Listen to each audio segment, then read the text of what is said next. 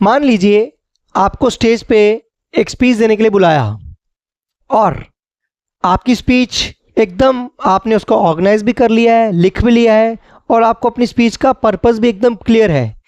अब सवाल उठता है कि स्पीच के दौरान आई कांटेक्ट कैसे बढ़ाएं, खड़े कैसे रहें, स्पीच के दौरान हिलें या ना हिलें, अगर हिलें तो कैसे हिलें, हाथों का क्या करें, इनको बांध के रखें, आगे रखें, पीछे रखें, हिप पे रखें, कहाँ रखें, फेस एक्सप्रेशंस दें ना दें, किस तरह दें और बाकी जेस्चर्स का इस्तेमाल किस तरह करें।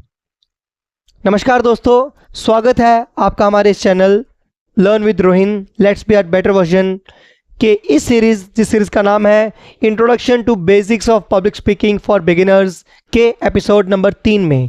पहले 2 वीडियोस में हमने बताया कि स्पीच को ऑर्गेनाइज कैसे करना है और आपकी स्पीच का पर्पस किस तरह का होना चाहिए। ये 2 वीडियोस बेसिकली डिपेंडेंट थे आपकी स्पीच को लिखना किस तरह है।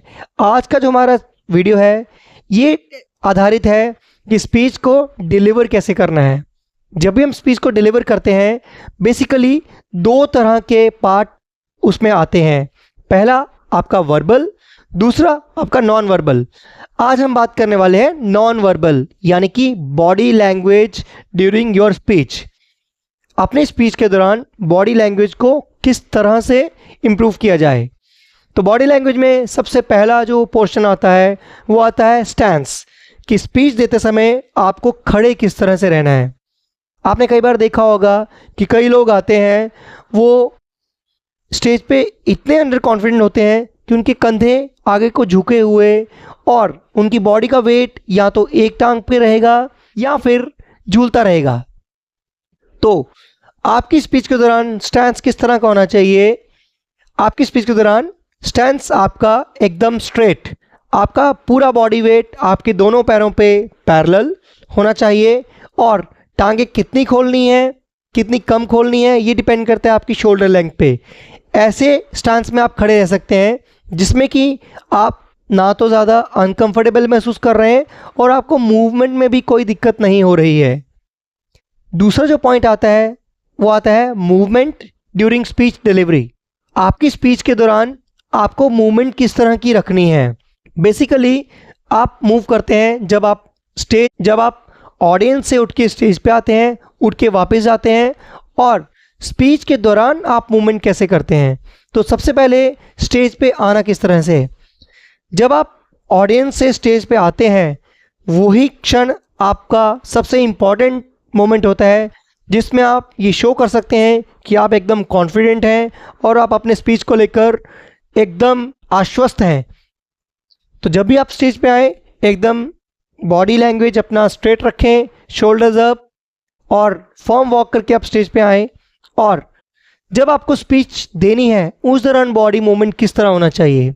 आपने देखा होगा कई लोग जब स्पीच देते हैं तो देते समय कुछ सटल मूवमेंट, ऐसे मूवमेंट्स वो करते रहते हैं जो उनको खुद को नहीं पता कि मूवमेंट हो रही है और वो मूवमेंट आपकी ऑडियंस की अटेंशन को कहीं और लेके जा सकते हैं। फॉर एग्जांपल आपने देखा कई लोग बात करते हैं और इस तरह से आगे पीछे मूव करेंगे। ये जो मूवमेंट्स हैं ये आपकी ऑडियंस को डिस्ट्रैक्ट कर सकते हैं।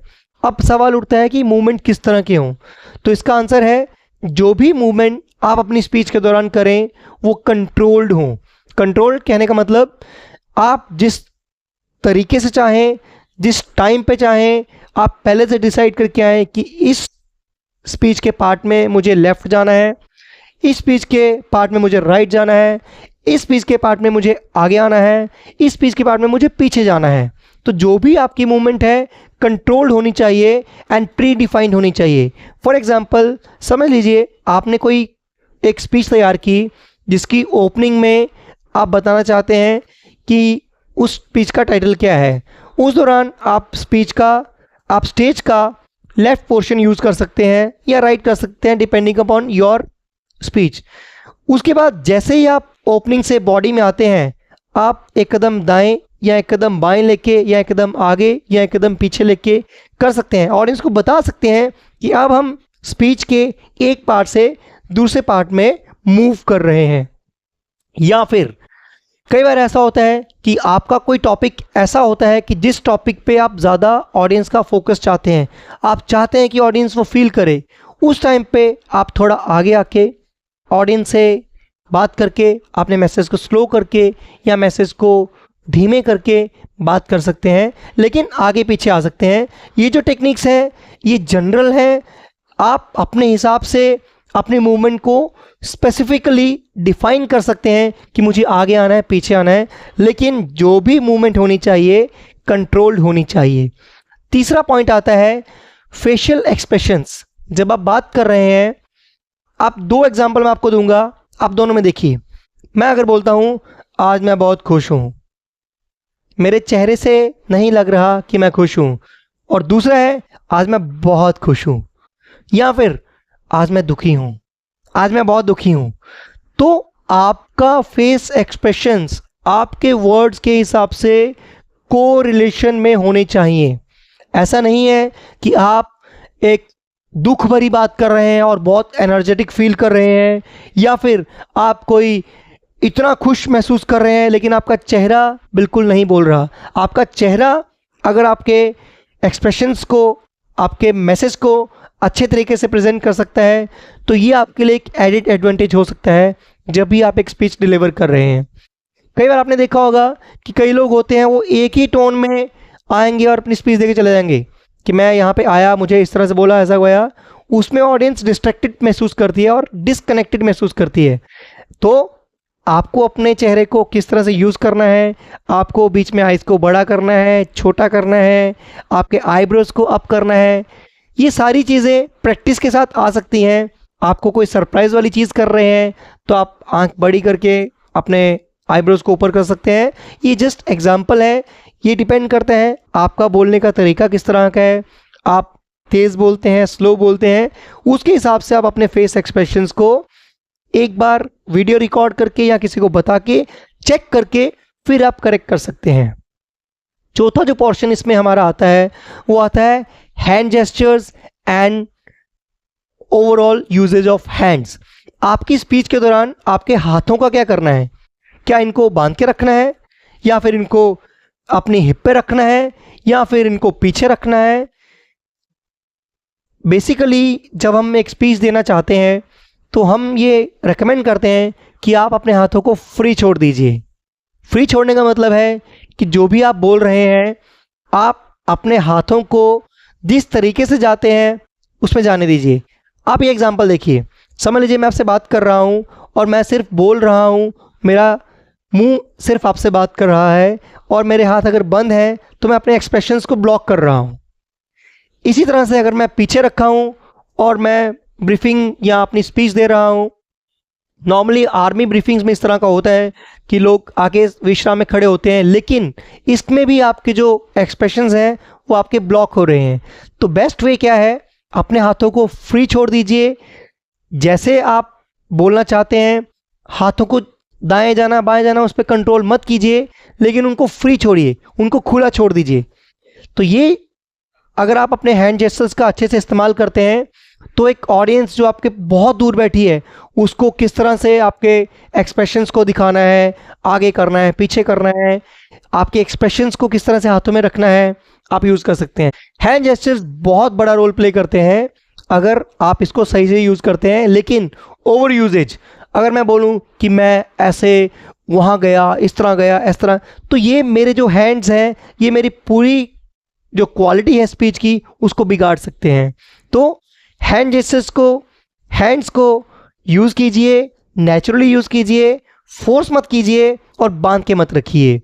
लास्ट हमारा जो बॉडी लैंग्वेज में पोर्शन आता है वो आता है आई कॉन्टेक्ट्स का।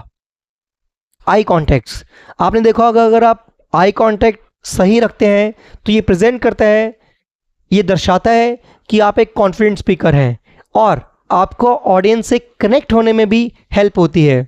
जबकि आप आए, आप दो एग्जाम्पल देखिए। पहला एग्जाम्पल, मैं आपसे बात कर रहा हूँ और मेरा ध्यान ऊपर है कि मैंने आज आपको ये बोलना था और मेरा मन तो बहुत कर रहा था आपसे बात करने का। दूसरा है, आज मैं जिस टॉपिक में आपसे बात करना चाहता हूँ उस टॉपिक के बारे में आपको जानना बहुत ज़रूरी है। ये ऑनलाइन है, ऑफलाइन में जब आप बात करते हैं तो आई कांटेक्ट होना बहुत ज़रूरी है आपको ऑडियंस से कनेक्ट होने के लिए। आई कांटेक्ट का क्या है, आपको उनकी आंखों में घूरना नहीं है, आप उनको डराने नहीं आए हैं, आप उनसे बात करने आए हैं। और ऐसा नहीं कि आप स्टेज के सिर्फ एक ही तरफ ऑडियंस से बात करके और बाकी पूरे ऑडियंस को इग्नोर करके चले जाएं। आप पूरी ऑडियंस को 4-5 पार्ट में डिवाइड करके रख सकते हैं। सबसे पहले राइट में, फिर पीछे, फिर और पीछे, फिर लेफ्ट में, पीछे और पीछे। जस्ट हवा में बात मत कीजिए, ऑडियंस से जो मेंबर्स हैं उनसे वन ऑन वन कनेक्ट करके बीच में अपना मैसेज पास कीजिए एंड जो उनकी तरफ से एनर्जी आ रही है उसको फील कीजिए and let the conversation happen. इस तरह से आपका आई कांटेक्ट और अच्छा होगा। तो आज हमने पूरी वीडियो में बात की 5 कॉन्सेप्ट्स की। सबसे पहला स्टैंस यानी आपको खड़े किस तरह से रहना है, आपको बॉडी वेट दोनों हाथों पे बराबर रख के शोल्डर लेंथ के हिसाब से एक नॉर्मल तरीके से खड़ा रहना है और एक ही टांग पे झुक के नहीं रहना है। दूसरा हमने बात किया बॉडी मूवमेंट जो भी आपकी होनी चाहिए कंट्रोल्ड होनी चाहिए। आप स्टेज पे किस तरह से आते हैं, स्टेज से किस तरह से जाते हैं, कॉन्फिडेंट तरीके से शोल्डर अप करके आप मुस्कुराते हुए स्टेज पे आए, स्टेज पे जाएं। और स्पीच के दौरान जो भी मूवमेंट है कंट्रोल्ड वे में उसको यूज़ करें। तीसरा था फेशियल एक्सप्रेशन, जो भी आप बात कर रहे हैं let your face add value. जो भी आप बात कर रहे हैं आपके चेहरे को उसमें ऐड करने की क्षमता को डेवलप कीजिए। चौथा पोर्शन जो हमारा था वो था हैंड जेस्चर्स। अपने हाथों को बांध के मत रखिए, अपने हाथों को एकदम फ्री तरीके से यूज़ करने दीजिए। अपने मैसेज को और अच्छे तरीके से प्रेजेंट करने के लिए उनका पूरा यूज़ कीजिए, लेकिन ओवर यूजेज मत कीजिए एंड नेचुरल रहिए। Last but not the least, eye contact का मतलब आंखों में घूरिए मत। अपना मैसेज लोगों से वार्मथ तरीके से बात कीजिए। आई कांटेक्ट का मतलब लोगों की आंखों में घूरिए मत, लोगों से कन्वर्सेशन करें, उनकी आंखों में आंखें डाल के बात करें। ऑडियंस पूरे ग्रुप को 5-6 पार्ट में डिवाइड करके पहले एक पार्ट में, फिर दूसरे पार्ट में, फिर तीसरे पार्ट में, और सारी ऑडियंस से रूबरू होने की कोशिश कीजिए और अपना मैसेज एक अच्छे तरीके से उन तक आप पहुंचाइए। आशा करते हैं कि आज का ये जो हमारा वीडियो जो आधारित था body language during public speaking आपको पसंद आया होगा। हमारे चैनल का मोटिव है आपको आपका बेहतर वर्जन बनने में हेल्प करना।